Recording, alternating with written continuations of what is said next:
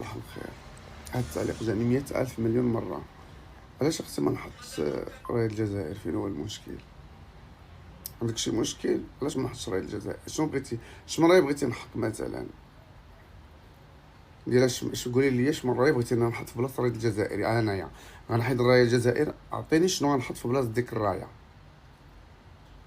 شنو غادي نحط؟ قولي لي، عطيني جواب باش انا نقتنع ونحيد راية الجزائر من عندي من لا كلينيك. واش عارفه بان هذيك سميتها كلينيك، ما سميتهاش قنصليه او سفاره او حدود؟ هذيك ماشي حدود بلد او سفاره او قنصليه، هذيك سميتها عياده. وهذيك العياده تبارك الله كيجيو لها المغاربه والجزائريين، فما يمكنش ليا انايا ما نحطش الرايه ديالهم. فهم كما هما كيشرفوني حتى انا كيشرفني نحط الرايه ديالهم عندي في العياده، لانه كيجيو كنسترزق معاهم.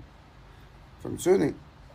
اما الا جيت انايا نتخاصم مع الجزائريين ونحيد الرايه ونبقى نسب فيهم، مع تبارك الله حتى نتوما كتعاونوني وكتساندوني، وبقيت انا بلا فلوس، لا مغاربه لا جزائريين.